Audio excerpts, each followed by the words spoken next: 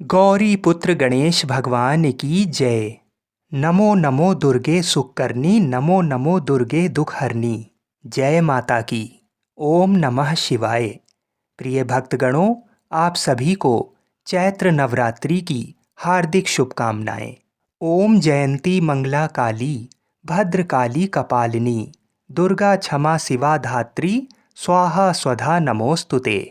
जगत जननी माँ जगदम्बा इस कथा को सुनने वालों के और सुनाने वालों के समस्त दुखों को दूर करें तथा समस्त मनोकामनाएं पूर्ण करें। आज नवरात्रि का पहला दिन है और ये दिन माँ शैलपुत्री को समर्पित होता है। तो आप सभी लोग इस कथा को बड़ी ही श्रद्धा और प्रसन्नचित मन से पूरा अवश्य सुनिएगा। श्री जगदम्बा जी की कृपा से सब विघ्न दूर होते हैं। कथा के अंत में बारंबार दुर्गा माता तेरी सदा ही जय हो इसका उच्चारण करते रहिएगा। एक बार बृहस्पति जी बोले, हे ब्राह्मण, आप अत्यंत बुद्धिमान, सर्वशास्त्र और चारों वेदों को जानने वालों में श्रेष्ठ हो। हे प्रभु, कृपा कर मेरा वचन सुनो। चैत्र अश्विन और आषाढ़ मास के शुक्ल पक्ष में नवरात्र का व्रत और उत्सव क्यों किया जाता है? हे भगवान, इस व्रत का फल क्या है? किस प्रकार करना उचित है? और पहले इस व्रत को किसने किया, सो विस्तार से कहो। बृहस्पति जी का ऐसा प्रश्न सुनकर ब्रह्मा जी कहने लगे, हे बृहस्पति, प्राणियों का हित करने की इच्छा से तुमने बहुत ही अच्छा प्रश्न किया है। हे बृहस्पति, जिसने पहले इस व्रत को किया है उसका पवित्र इतिहास मैं तुम्हें सुनाता हूँ, तुम सावधान होकर सुनो। इस प्रकार ब्रह्मा जी का वचन सुनकर बृहस्पति जी बोले, हे ब्राह्मण, मनुष्यों का कल्याण करने वाले इस व्रत के इतिहास को मेरे लिए कहो। मैं सावधान होकर सुन रहा हूँ। आपकी शरण में आए हुए मुझ पर कृपा करो। ब्रह्मा जी बोले, पीठत नाम के मनोहर नगर में एक अनाथ नाम का ब्राह्मण रहता था। वह भगवती दुर्गा का भक्त था। उसके संपूर्ण सद्गुणों से युक्त मनो ब्रह्मा की सबसे पहली रचना हो ऐसी यथार्थ नाम वाली सुमति नाम की एक अत्यंत सुंदर पुत्री उत्पन्न हुई। वह कन्या सुमति अपने घर के बालकपन में अपनी सहेलियों के साथ क्रीड़ा करती हुई इस प्रकार बढ़ने लगी जैसे शुक्ल पक्ष में चंद्रमा की कला बढ़ती है। उसका पिता प्रतिदिन दुर्गा की पूजा और होम करता था। उस समय वह भी नियम से वहां उपस्थित होती थी। एक दिन वह सुमति अपनी सखियों के साथ खेलने लग गई और भगवती के पूजन में उपस्थित नहीं हुई। उसके पिता को पुत्री की ऐसी असावधानी देखकर क्रोध आया और पुत्री से कहने लगा कि हे दुष्ट पुत्री, आज प्रभास से तुमने भगवती का पूजन नहीं किया। इस कारण मैं किसी कुष्ठी और दरिद्र मनुष्य के साथ तेरा विवाह करूंगा।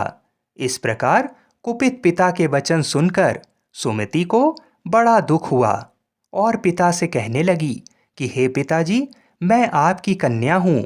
मैं आप पर ही सब तरह से अधीन हूँ। जैसी आपकी इच्छा हो वैसा ही करो। राजा कुष्ठी अथवा और किसी के साथ जैसी तुम्हारी इच्छा हो मेरा विवाह कर सकते हो, पर होगा वही जो मेरे भाग्य में लिखा है। मेरा तो इस पर पूर्ण विश्वास है। मनुष्य चाहे कितने मनोरथों का चिंतन करता है, पर होता वही है जो भाग्य में विधाता ने लिखा है। जो जैसा करता है उसको फल भी उसी कर्म के अनुसार मिलता है, क्योंकि कर्म करना मनुष्य के अधीन है पर फल दैव के अधीन है। जैसे अग्नि में पड़े तृणाती अग्नि को अधिक प्रदीप्त कर देते हैं, उसी तरह अपनी कन्या के ऐसे निर्भयता से कहे हुए वचन सुनकर उस ब्राह्मण को अधिक क्रोध आया। तब उसने अपनी कन्या का एक कुष्ठ रोगी के साथ विवाह कर दिया और अत्यंत क्रुद्ध होकर पुत्री से कहने लगा कि जाओ जाओ, जल्दी जाओ, अपने कर्म का फल भोगो। देखें केवल भाग्य भरोसे पर रहकर तुम क्या करती हो। इस प्रकार से कहे हुए पिता के कटु वचनों को सुनकर सुमति मन में विचार करने लगी कि अहो, मेरा बड़ा दुर्भाग्य है जिससे मुझे ऐसा पति मिला। इस तरह अपने दुख का विचार करती हुई वह सुमति अपने पति के साथ वन चली गई और भयावने कुशयुक्त उस स्थान पर उन्होंने वह रात बड़े कष्ट से व्यतीत की। उस गरीब बालिका की ऐसी दशा देखकर भगवती पूर्व पुण्य के प्रभाव से प्रकट होकर सुमति से कहने लगी कि हे दीन ब्राह्मणी, मैं तुम पर प्रसन्न हूँ। तुम जो चाहो वरदान मांग सकती हो। मैं प्रसन्न होने पर मनोवांछित फल देने वाली हूँ। इस प्रकार भगवती दुर्गा का वचन सुनकर ब्रह्माणी कहने लगी कि आप कौन हैं जो मुझ पर प्रसन्न हुई हैं? वह सब मेरे लिए कहो और अपनी कृपा दृष्टि से मुझ दीन दासी को कृतार्थ करो। ऐसा ब्राह्मणी का वचन सुनकर देवी कहने लगीं कि मैं आदि शक्ति हूँ और मैं ही ब्रह्म विद्या और सरस्वती हूँ। मैं प्रसन्न होने पर प्राणियों का दुख दूर कर उनको सुख प्रदान करती हूँ। हे ब्राह्मणी, मैं तुझ पर तेरे पूर्व जन्म के पुण्य के प्रभाव से प्रसन्न हूँ। तुम्हारे पूर्व जन्म का वृतांत सुनाती हूँ, उसे सुनो। तुम पूर्व जन्म में भील की स्त्री थी और अति पतिव्रता थी। एक दिन तेरे पति निषाद ने चोरी की। चोरी करने के कारण तुम दोनों को सिपाहियों ने पकड़ लिया और ले जाकर जेल खाने में कैद कर दिया। उन लोगों ने तेरे को और तेरे पति को भोजन भी नहीं दिया। इस प्रकार नवरात्रों के दिनों में तुमने ना तो कुछ खाया और ना ही जल ही पिया। इसलिए 9 दिन तक नवरात्र का व्रत हो गया। हे ब्रह्माणी, उन दिनों में जो व्रत हुआ उस व्रत के प्रभाव से प्रसन्न होकर तुम्हें मनोवांछित वस्तु दे रही हूँ। तुम्हारी जो इच्छा हो वह वरदान मांग लो। इस प्रकार दुर्गा जी के कहे हुए वचन सुनकर ब्रह्माणी बोली कि अगर आप मुझ पर प्रसन्न हैं तो हे दुर्गे, आपको प्रणाम करती हूँ। कृपा करके मेरे पति के कुष्ठ को दूर कर दीजिए। देवी कहने लगीं कि उन दिनों में जो तुमने व्रत किया था उस व्रत के एक दिन का पुण्य अपने पति का कुष्ठ दूर करने के लिए अर्पण करो। मेरे प्रभाव से तेरा पति कुष्ठ से रहित और सोने के समान शरीर वाला हो जाएगा। ब्रह्मा जी बोले। इस प्रकार देवी का वचन सुनकर वह ब्राह्मणी बहुत प्रसन्न हुई और पति को निरोग करने की इच्छा से ठीक है ऐसा बोली। तब उसके पति का शरीर भगवती दुर्गा की कृपा से कुष्ठहीन होकर अति कांति युक्त हो गया, जिसकी कांति के सामने चंद्रमा की कांति भी क्षीण हो जाती है। वह ब्राह्मणी पति की मनोहर देह को देखकर देवी को अति पराक्रम वाली समझकर स्तुति करने लगी कि हे दुर्गे, आप दुर्गत को दूर करने वाली, तीनों जंघे की संताप हरने वाली, समस्त दुखों को दूर करने वाली, रोगी मनुष्य को निरोग करने वाली, प्रसन्न होने पर मनोवांछित वस्तु को देने वाली और दुष्ट मनुष्य का नाश करने वाली हो। तुम ही सारे जगत की माता और पिता हो। हे अम्बे, मुझ अपराध रहित अबला की मेरे पिता ने कुष्ठी के साथ विवाह कर मुझे घर से निकाल दिया। उसकी निकाली हुई पृथ्वी पर घूमने लगी। आपने ही मेरा इस आपत्ति रूपी समुद्र से उद्धार किया है। हे देवी, आपको मैं प्रणाम करती हूँ। मुझ दीन की रक्षा कीजिए। तब ब्रह्मा जी बोले, हे बृहस्पते, इसी प्रकार उस सुमिति ने मन से देवी की बहुत स्तुति की। उससे हुई स्तुति सुनकर देवी को बहुत संतोष हुआ। उदालय नाम का अति बुद्धिमान, धनवान, कीर्तिवान और जितेंद्रिय पुत्र शीघ्र होगा, ऐसा कहकर वह देवी उस ब्राह्मणी से फिर कहने लगी कि हे ब्राह्मणी, और जो कुछ तेरी इच्छा हो वही मनोवांछित वस्तु मांग सकती है। ऐसा भगवती दुर्गा का वचन सुनकर सुमति बोली कि हे भगवती दुर्गे, अगर आप मेरे ऊपर प्रसन्न हैं तो कृपा कर मुझे नवरात्रि व्रत विधि बताइए। हे दयावंती, जिस विधि से नवरात्र व्रत करने से आप प्रसन्न होती हैं उस विधि और उसके फल को मेरे लिए विस्तार से वर्णन कीजिए। इस प्रकार ब्राह्मणी के वचन सुनकर दुर्गा जी कहने लगी, हे ब्राह्मणी, मैं तुम्हारे लिए संपूर्ण पापों को दूर करने वाली नवरात्र व्रत विधि को बताती हूँ, जिसको सुनने से तमाम पापों से छूटकर मोक्ष की प्राप्ति होती है। चैत्र मास के शुक्ल पक्ष की प्रतिपदा से लेकर 9 दिन तक विधि पूर्वक व्रत करें। यदि दिन भर व्रत ना कर सकें तो एक समय भोजन करें। पढ़े लिखे ब्राह्मणों से पूछकर कलश स्थापना करें और वाटिका बनाकर उसको प्रतिदिन जल से सींचें। महाकाली, महालक्ष्मी और महासरस्वती इनकी मूर्तियां बनाकर उनको नित्य विधि सहित पूजा करें और पुष्पों से विधि पूर्वक अर्घ दें। बिजौरा के फूलों से अर्घ देने से रूप की प्राप्ति होती है। जायफल से कीर्ति, दाख से कार्य की सिद्धि होती है। आंवले से सुख और केले से भूषण की प्राप्ति होती है। इस प्रकार फलों से अर्घ देकर यथाविधि हवन करें। खांड, घी, गेहूं, शहद, जौ, तिल, बिल्व, नारियल, दाख और कदम्ब इनसे हवन करें। गेहूं होम करने से लक्ष्मी जी की प्राप्ति होती है। खीर व चंपा के पुष्पों से धन और पत्तों से तेज और सुख की प्राप्ति होती है। आंवले से कीर्ति और केले से पुत्र होता है। कमल से राज सम्मान और दाखों से सुख संपत्ति की प्राप्ति होती है। खंड, घी, नारियल, जौ और तिल इनसे तथा फलों से होम करने से मनोवांछित वस्तु की प्राप्ति होती है। व्रत करने वाला मनुष्य इस विधान से होम कर आचार्य को अत्यंत नम्रता से प्रणाम करे और व्रत की सिद्धि के लिए उसे दक्षिणा दे। इस महाव्रत को पहले बताई हुई विधि के अनुसार जो कोई करता है उसके सब मनोरथ सिद्ध हो जाते हैं। इसमें तनिक भी संशय नहीं है। इन 9 दिनों में जो कुछ दान आदि दिया जाता है उसका करोड़ों गुना फल मिलता है। इस नवरात्र के व्रत करने से ही अश्वमेघ यज्ञ का फल मिलता है। हे ब्राह्मणी, इस संपूर्ण कामनाओं को पूर्ण करने वाले उत्तम व्रत को तीर्थ, मंदिर अथवा घर में ही विधि के अनुसार करें। ब्रह्मा जी बोले, हे बृहस्पते, इस प्रकार ब्राह्मणी को व्रत की विधि और फल बताकर देवी अंतर्ध्यान हो गईं। जो मनुष्य या स्त्री इस व्रत को भक्ति पूर्वक करता है वह इस लोक में सुख पाकर अंत में दुर्लभ मोक्ष को प्राप्त करता है। हे बृहस्पते, ये दुर्लभ व्रत का महात्म्य मैंने तुम्हारे लिए बतलाया है। बृहस्पति जी कहने लगे, हे ब्राह्मण, आपने मुझ पर अति कृपा की जो अमृत के समान इस नवरात्र व्रत का महात्म्य सुनाया। हे प्रभु, आपके बिना और कौन इस महात्म्य को सुना सकता है। ऐसा बृहस्पति जी के वचन सुनकर ब्रह्मा जी बोले, हे बृहस्पति, तुमने सब प्राणियों का हित करने वाले इस अलौकिक व्रत को पूछा है, इसलिए तुम धन्य हो। ये भगवती शक्ति संपूर्ण लोकों का पालन करने वाली हैं। इस महादेवी के प्रभाव को कौन जान सकता है। अब मैं तुम्हें नवरात्र व्रत का महात्म्य बताता हूँ, इसे ध्यानपूर्वक सुनो। जो मनुष्य मनोरथ पूर्ण करने वाली दुर्गा महादेवी, सूर्य और नारायण का ध्यान करते हैं वे मनुष्य धन्य हैं। ये नवरात्र व्रत संपूर्ण कामनाओं को पूर्ण करने वाला है। इसके करने से पुत्र चाहने वालों को पुत्र, धन चाहने वालों को धन, विद्या चाहने वालों को विद्या और सुख चाहने वालों को सुख मिल सकता है।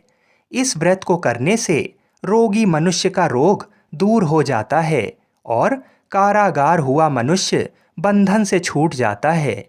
मनुष्य की तमाम आपत्तियां दूर हो जाती हैं और उसके घर में संपूर्ण संपत्तियां आकर उपस्थित हो जाती हैं। बंध्या और काक बंध्या को इस व्रत के करने से पुत्र उत्पन्न होता है। समस्त पापों को दूर करने वाले इस व्रत के करने से ऐसा कौन सा मनोबल है जो सिद्ध नहीं हो सकता। जो मनुष्य अलभ्य मनुष्य देह को पाकर भी नवरात्र का व्रत नहीं करता वह माता पिता से हीन हो जाता है और अनेक दुखों को भोगता है। उसके शरीर में कुष्ठ हो जाता है और अंग से हीन हो जाता है। उसके संतान उत्पत्ति नहीं होती। इस प्रकार वह मूर्ख अनेक दुख भोगता है। इस व्रत को न करने वाला निर्दयी मनुष्य धन और धान्य से रहित हो भूख और प्यास के मारे पृथ्वी पर घूमता है और गूंगा हो जाता है। जो विधवा स्त्री भूल से इस व्रत को नहीं करती वह पतिहीन होकर नाना प्रकार के दुखों को भोगती है।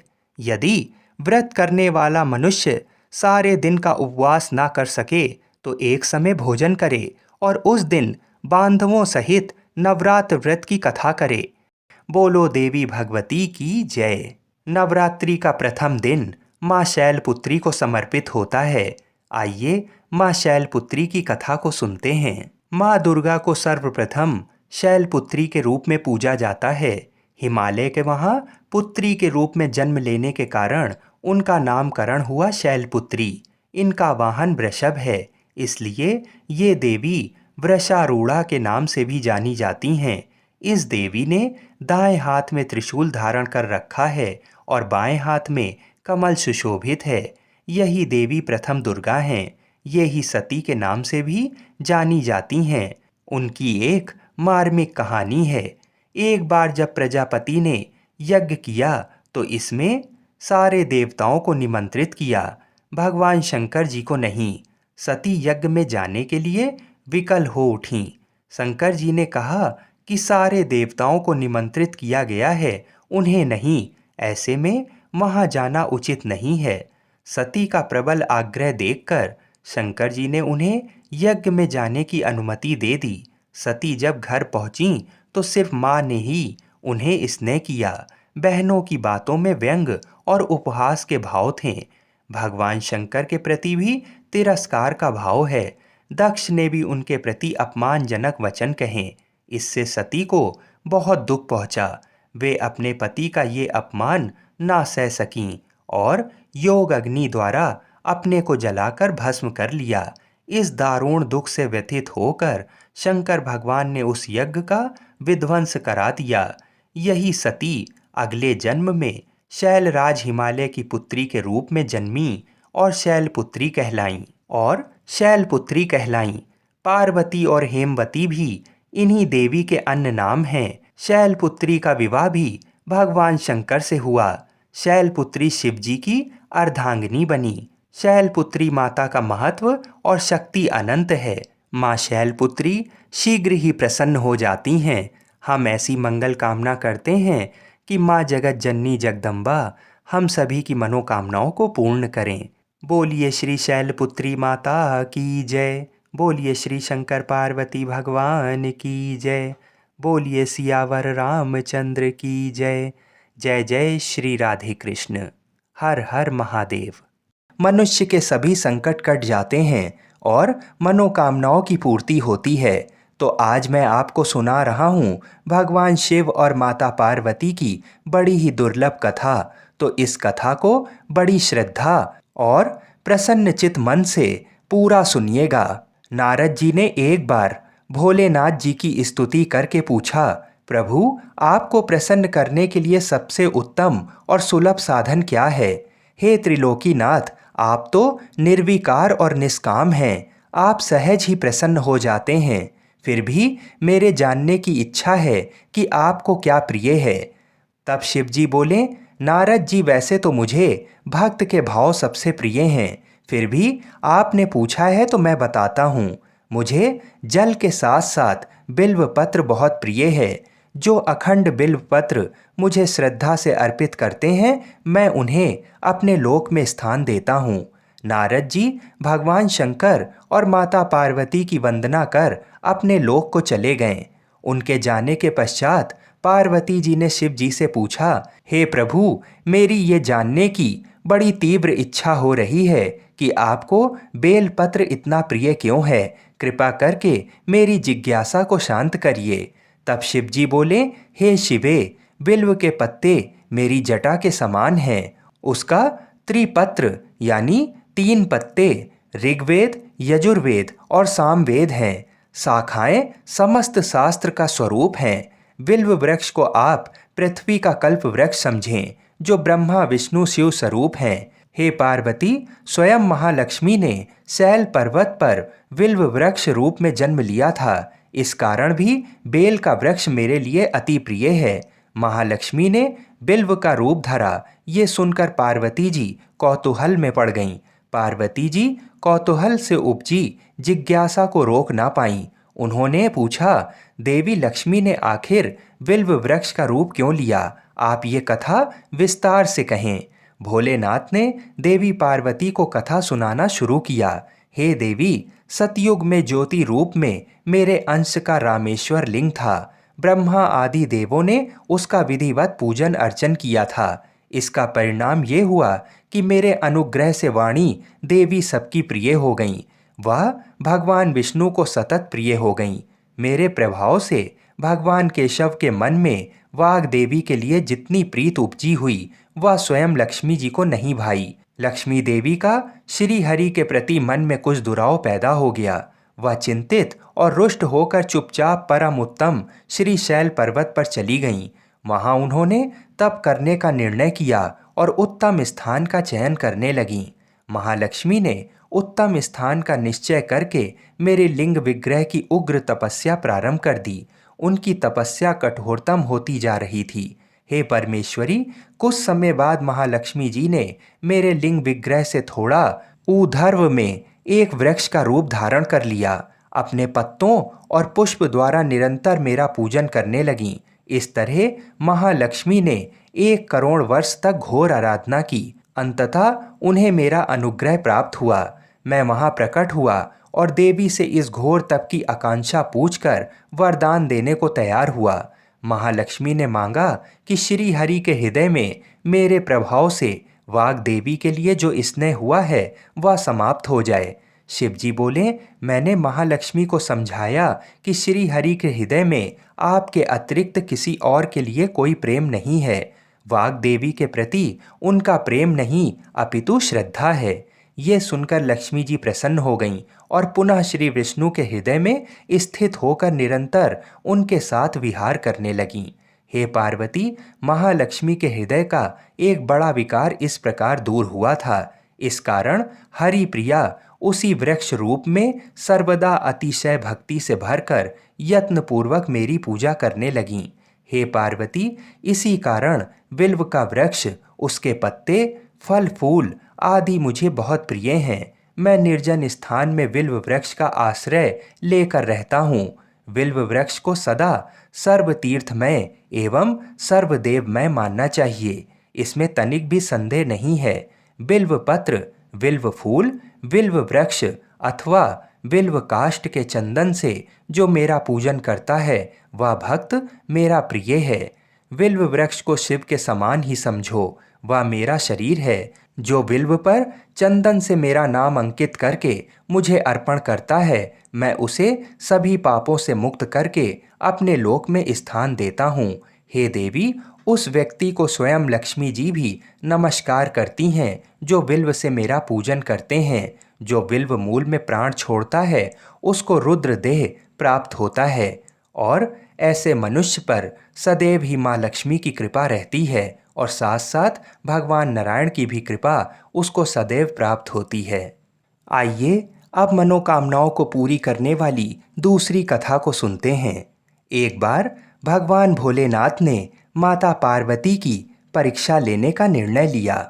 माता पार्वती के तप से प्रसन्न होकर शंकर जी उनके सामने प्रकट हुए और उन्हें वरदान देकर अंतर्ध्यान हो गए। कुछ क्षणों बाद ही एक मगरमच्छ ने एक लड़के को पकड़ लिया और लड़का मदद के लिए पुकारने लगा। बच्चे की आवाज़ सुनकर पार्वती जी नदी के किनारे पहुंचीं और उनका मन द्रवित हो गया। इस बीच लड़के ने माता पार्वती को देखकर कहा कि मेरी ना माँ है, ना बाप, ना कोई मित्र ही है। माता, आप ही मेरी रक्षा करें। इस पर पार्वती जी ने मगरमच्छ से कहा कि ग्रह इस लड़के को छोड़ दे। इस पर मगरमच्छ ने कहा कि दिन के छठे पहर जो मुझे मिलता है उसे आहार बनाना मेरा नियम है। पार्वती जी के विनती करने पर मगरमच्छ ने लड़के को छोड़ने के बदले में पार्वती जी के तप से प्राप्त वरदान का पूर्ण फल मांग लिया। इस पर पार्वती जी तैयार हो गईं। मगरमच्छ ने बालक को छोड़ दिया और तेजस्वी बन गया। अपने तप का फल दान करने के बाद पार्वती जी ने बालक को बचा लिया और एक बार फिर भोलेनाथ को प्रसन्न करने के लिए तप करने बैठ गईं। इस पर भोलेनाथ दोबारा प्रकट हुए और पूछा कि तुम अब क्यों तप कर रही हो? मैंने तुम्हें पहले ही मन मांगा दान दे दिया है। इस पर पार्वती जी ने अपने तप का फल दान करने की बात कही। इस पर शिव जी प्रसन्न होकर बोले, मगरमच्छ और लड़के दोनों के स्वरूप में मैं ही था। मैं तुम्हारी परीक्षा ले रहा था कि तुम्हारा चित्त प्राणी मात्र में अपने सुख दुख का अनुभव करता है या नहीं। तुम्हारी परीक्षा लेने के लिए ही मैंने ये लीला रचाई थी। अनेकों रूप में दिखने वाला मैं ही एक सत्य हूँ। अनेक शरीरों में नजर आने वाला मैं निर्विकार हूँ। इस तरह पार्वती जी शिव जी की परीक्षा में उत्तीर्ण हुई और उनकी अर्धांगिनी बनी। बोलिए शंकर पार्वती भगवान की जय। बोलिए सियावर रामचंद्र की जय। आइए अब मनोकामनाओं की पूर्ति करने वाली मंगलवार व्रत कथा को सुनते हैं। ऋषि नगर में केशव दत्त ब्राह्मण अपनी पत्नी अंजलि के साथ रहता था। केशव दत्त के घर में धन संपत्ति की कोई कमी नहीं थी। नगर में सभी केशव दत्त का सम्मान करते थे, लेकिन केशव दत्त संतान नहीं होने से बहुत चिंतित रहता था। दोनों पति पत्नी प्रत्येक मंगलवार को हनुमान जी की पूजा करते थे। विधिवत मंगलवार का व्रत करते हुए कई वर्ष बीत गए। ब्राह्मण बहुत निराश हो गया, लेकिन उसने व्रत करना नहीं छोड़ा। कुछ दिनों के बाद केशव दत्त हनुमान जी की पूजा करने के लिए जंगल में चला गया। उसकी पत्नी अंजलि घर में रहकर मंगलवार का व्रत करने लगी। दोनों पति पत्नी पुत्र प्राप्ति के लिए मंगलवार का विधिवत से व्रत करने लगे। अंजलि ने अगले मंगलवार को व्रत किया, लेकिन किसी कारणवश उस दिन अंजलि हनुमान जी का भोग नहीं लगा सकी और उस दिन वह सूर्यास्त के बाद भूखी ही सो गई। अगले मंगलवार को हनुमान जी को भोग लगाए बिना उसने भोजन नहीं करने का प्रण कर लिया। 6 दिनों तक अंजलि भूखी प्यासी रही। 7वें दिन मंगलवार को अंजलि ने हनुमान जी की पूजा की, लेकिन तभी भूख प्यास के कारण अंजलि बेहोश हो गई। हनुमान जी ने उसे स्वप्न में दर्शन देते हुए कहा, उठो पुत्री, मैं तुम्हारी पूजा पाठ से बहुत प्रसन्न हूँ। तुम्हें सुंदर और सुयोग्य पुत्र होने का वर देता हूँ। ये कहकर हनुमान जी अंतर्ध्यान हो गए। तत्काल अंजलि ने उठकर हनुमान जी को भोग लगाया और स्वयं भोजन किया। हनुमान जी की अनुकंपा से अंजलि ने एक सुंदर शिशु को जन्म दिया। मंगलवार को जन्म लेने के कारण उस बच्चे का नाम मंगल प्रसाद रखा गया। कुछ दिनों बाद अंजलि का पति केशव दत्त भी घर लौट आया। उसने मंगल को देखा तो अंजलि से पूछा, ये सुंदर बच्चा किसका है? अंजलि ने खुश होते हुए हनुमान जी के दर्शन देने और पुत्र प्राप्त होने का वरदान देने की सारी कथा सुना दी। लेकिन केशव दत्त को उसकी बातों पर विश्वास नहीं हुआ। उसके मन में पता नहीं कैसे ये कलुषित विचार आ गया कि अंजलि ने उसके साथ विश्वासघात किया है। अपने पापों को छिपाने के लिए अंजलि झूठ बोल रही है। केशव दत्त ने उस बच्चे को मार डालने की योजना बनाई। एक दिन केशव दत्त स्नान के लिए कुएं पर गया। मंगल भी उसके साथ था। केशव दत्त ने मौका देखकर मंगल को कुएं में फेंक दिया और घर आकर बहाना बना दिया कि मंगल तो कुएं पर मेरे पास पहुंचा ही नहीं। केशव दत्त के इतने कहने के ठीक बाद मंगल दौड़ता हुआ घर लौट आया। केशव दत्त मंगल को देखकर बुरी तरह हैरान हो उठा। उसी रात हनुमान जी ने केशव दत्त को स्वप्न में दर्शन देते हुए कहा, तुम दोनों के मंगलवार के व्रत करने से प्रसन्न होकर पुत्र जन्म का वर मैंने दिया था, फिर तुमने अपनी पत्नी पर शक क्यों किया? उसी समय केशव दत्त ने अंजलि को जगाकर उससे क्षमा मांगते हुए स्वप्न में हनुमान जी के दर्शन देने की सारी कहानी सुनाई। केशव दत्त ने अपने बेटे को हृदय से लगाकर बहुत प्यार किया। उस दिन के बाद सभी आनंद पूर्वक रहने लगे। मंगलवार का विधिवत व्रत करने से केशव दत्त और उसके सभी कष्ट दूर हो गए। इस तरह जो स्त्री पुरुष विधिवत मंगलवार का व्रत करके व्रत कथा सुनते हैं, हनुमान जी उनके सभी कष्ट दूर करके घर में धन संपत्ति का भंडार भर देते हैं। शरीर के सभी रक्त विकार के रोग भी नष्ट हो जाते हैं। बोलिए श्री सीताराम जी महाराज की जय। बोलिए श्री हनुमान जी महाराज की जय।